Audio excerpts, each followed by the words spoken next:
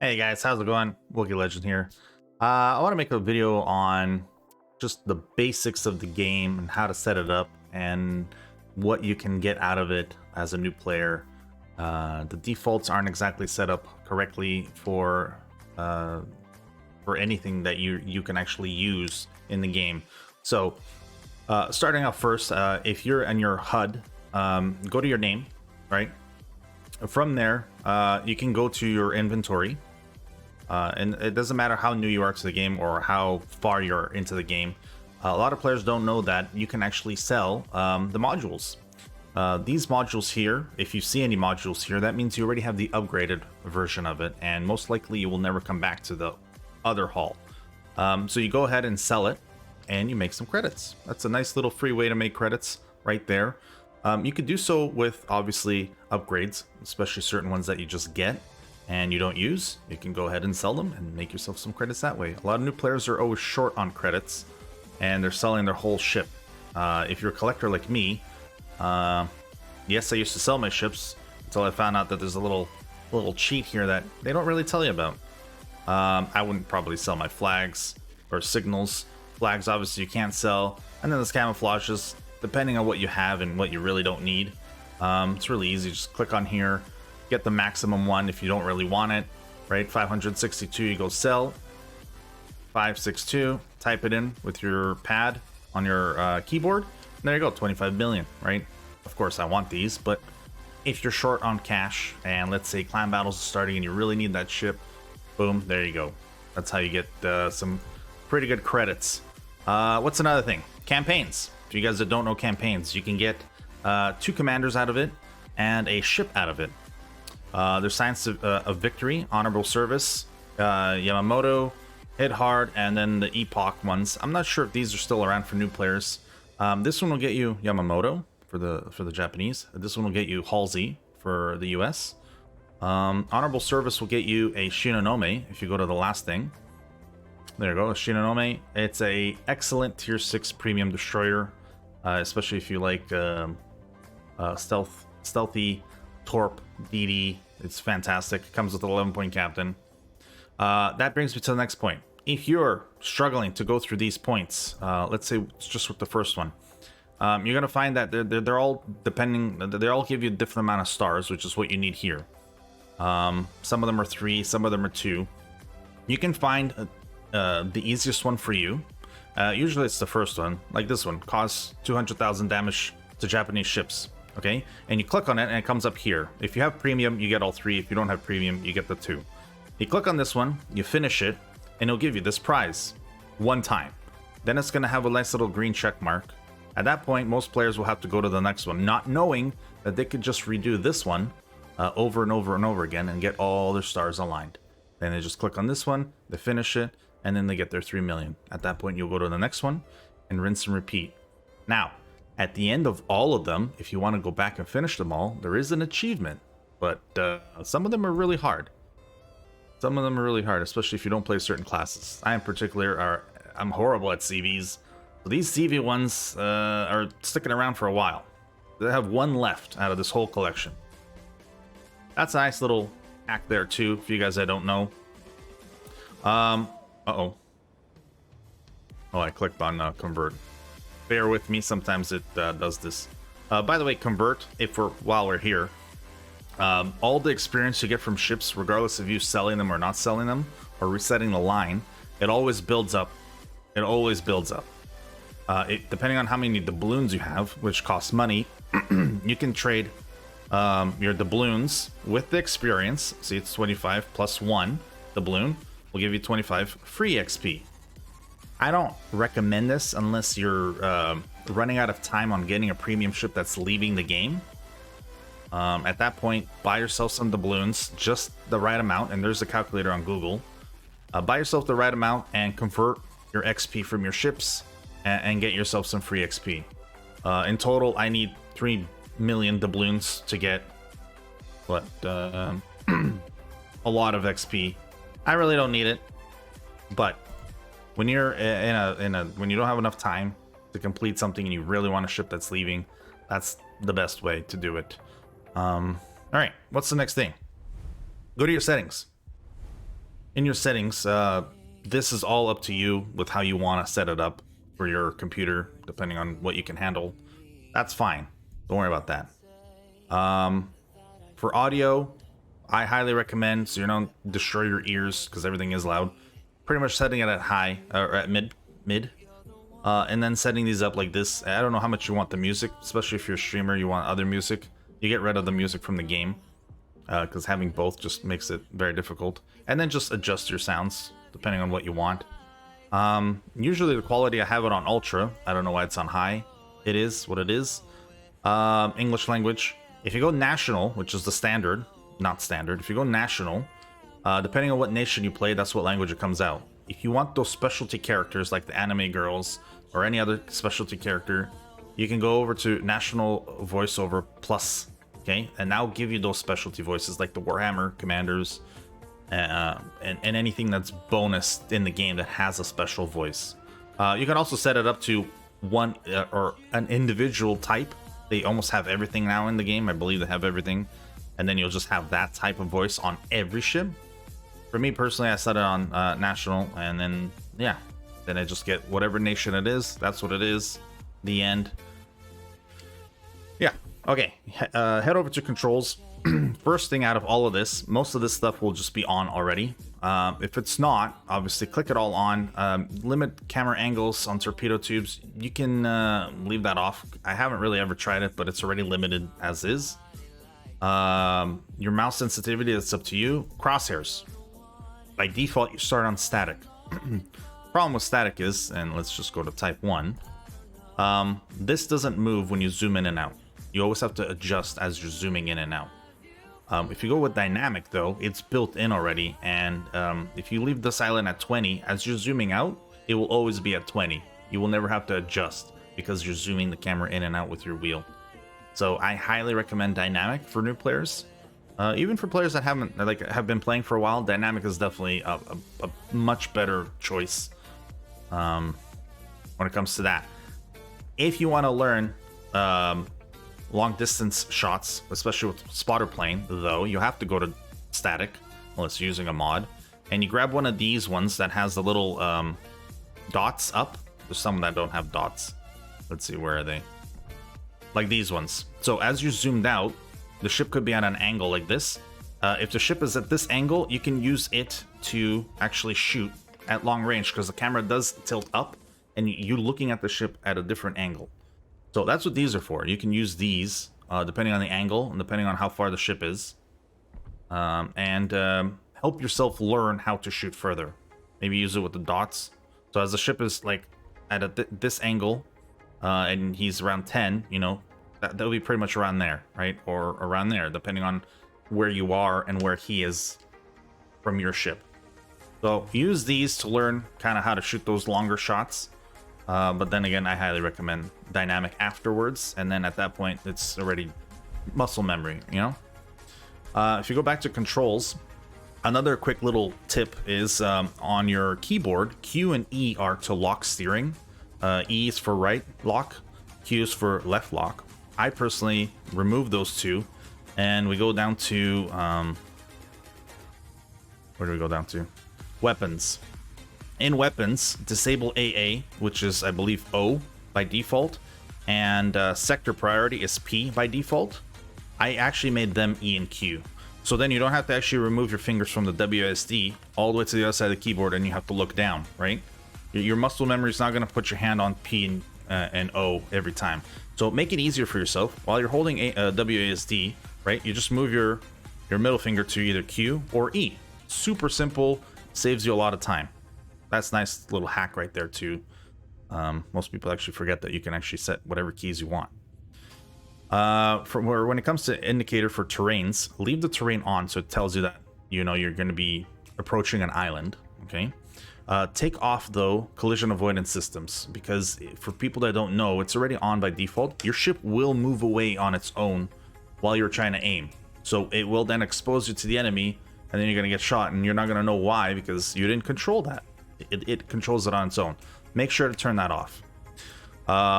For those guys that you ever like, if you're ever watching another streamer and you're like, wow, why does he have so much information on there and I don't when it comes to ships and what they are? That's what this is. Make sure to have it on full. It's not on full, so you're missing out on a lot of information. Also, turn this on. It's a nice little bonus that they've just added recently. Definitely turn that on. For more information, though, and by default, these aren't all turned on, I would set them all on, because it's a lot of, like, the more info, the better, especially as a new player. Language bar, it's up to you. I mean, you can turn it off. I stream, but my camera usually blocks the text, so I personally don't care. And that's pretty much it for the settings. When you're in a game, though, let's see if we go to a quick game here. I actually can't show this shit. Almost got in trouble there. Give me a second. Go to something we know. By the way, you can also play with no commander. If you're good enough at the game, you technically don't need a commander. If you're also signal poor like me, technically they're just bonuses. You don't really need them. But regardless, okay, we're going into the battle. We're gonna go into co-op just so I can show you guys these little things. There's a few options, and by default, everything is not on. Just so you guys know. I don't know why the game is like that, but I'll show you now what to do. One thing, if you guys ever notice there's dots by the name, that means it's a bot. So it's not a real player. They've made them a lot smarter and a lot more tricky to deal with, and they have exceptional accuracy, just so you guys know. Okay.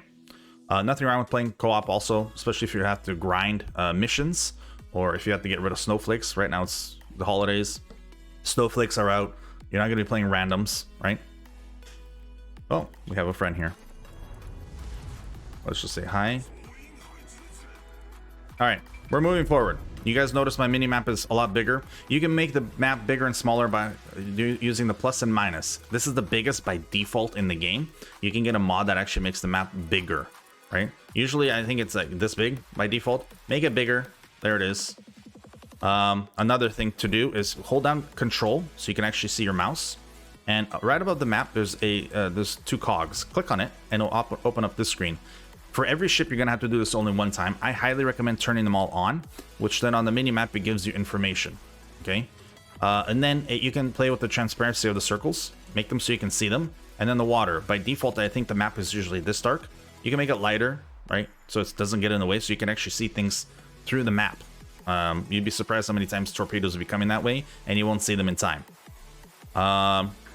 Then make sure range numerical values are on, and ship names. If you turn them off, it will get rid of a lot of information that you're gonna need. Map rotate, I will never turn on. I don't know why they even have this. It will turn your map every time you turn your mouse, which will confuse a lot of players. Okay. What else can I show you guys? Oh, if you ever with anything that has secondaries on the ship, you hold down control, and then when you click on it, like it won't show here, but if you click on the closest target to you, it'll have a little A at the top. That'll give you a lot better accuracy or dispersion for your secondaries. So that's always an option too. What else?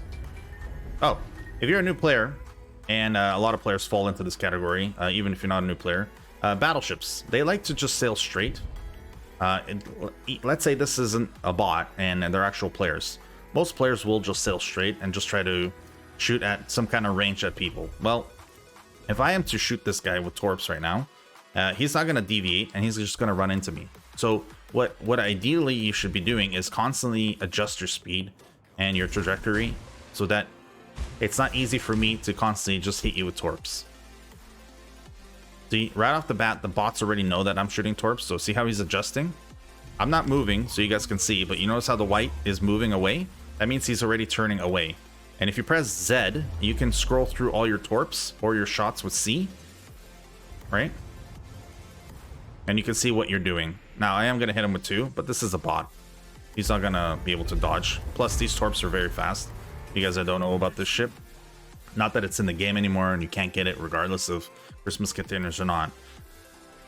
But this exact thing that I just showed you guys is what happens to a lot of new players or players that don't know, to just constantly play around with your throttle and constantly dodge. Most players that will shoot you are shooting because you're moving at a straight line at a consistent speed and they're going to hit you eventually, right? If you're constantly dodging, you're constantly adjusting your speed, you're watching the shot come in, you're slowing down and turning into it, which I love to do. Slow down and turn into it as the shot, as you're seeing it coming out, instantly slow down and turn into it. And 9 times out of 10, you're dodging all their shots. With dispersion, right? They're going to hit you maybe once, one shell, right? That's part of the game. But understand that you can slow down. You don't have to go full speed, especially if you're trying to run away from someone. Always dodge, always move around, and you're going to live a lot longer. Making the minimap bigger. Minimap's giving you so much information that you're normally not getting because you can't be everywhere in the game. The minimap, though, is everywhere in the game, and everyone that's spotting something is spotting for you, so they're doing the work for you. Make the minimap big enough, read it, and understand where you are and where you could be, right? Putting yourself in the proper position will get you a win a lot more than you'd think. Another thing is help out your team. It's all about helping out your team. Put yourself and your ego aside. Team comes first, the win comes first. And you can't get the win without helping your team out, because it is a team game. See how it says team score, my team, like the signs are there, but a lot of people see randoms, they see co-op, they think that it's just a bunch of people I don't know. That doesn't matter. You're there for your team, you're part of your team, and you want to get that W, right? You want to have good stats. If you care about stats, pay attention to your team, pay attention to where you are, transition when you have to transition, focus fire when you have to focus fire. Another big thing is your F keys. Learn them. Learn your F keys. I'll show you where they are. There's 2 options to know where your F keys are. Obviously on the keyboard you know where they are, but knowing which keys do what, a lot of players don't know. And actually there's more than one way to actually use them. You can use the carousel by holding down B, and I'll show you now. Or you can hold down F and it'll tell you all the little shortcuts in the entire game. Or you can just start with F2 all the way to F12, I believe. And you'll see exactly what I'm about to do. By highlighting a target or answering people with the F keys, it gives you that ability to not type and waste time typing, especially when you're in combat. You don't have time to type. So you can give out quick answers, right? Or quick information to the people that are asking you things or telling you things. So by just getting into the battle, right, you can just hold down B and you get the carousel. Now, I'm just moving your mouse around and I'm just holding down B right now. You can actually click on it. See, or not click on it, just put your mouse over it and let go of B and it will do the command. Or, right, you can look at something and then go F3. F3 says capture area. If we already own it, then it will say defend area. See, defend area, right? And everyone gets this information. Now you're gonna get a bunch of lovely characters that like to spam. You can easily just go like this, right? Go like this and go blacklist. This means that anything they say in the game, you will not read it ever. Nice little shortcut to removing people instead of actually reacting to what they're saying to you. Remember, it's just words. Don't react to trolls, right? Or you can just obviously report them. You know, just right click and just report misbehaving chat. Wargaming does look at this depending on what they say, and they could get banned or permabanned. There is a permaban now in the game where they will forever be banned from chat. Chat is very important though. You can use it to actually allow people to understand what you're doing, right? There, I said to everyone, you know, focus him.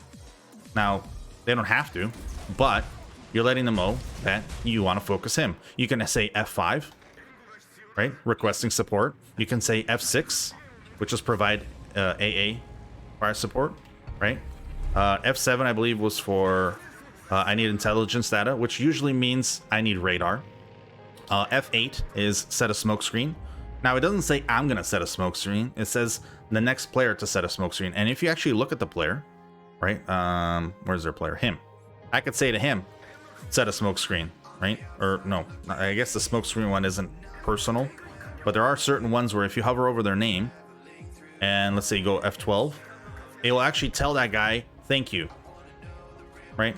Just so you guys know, there is options for that.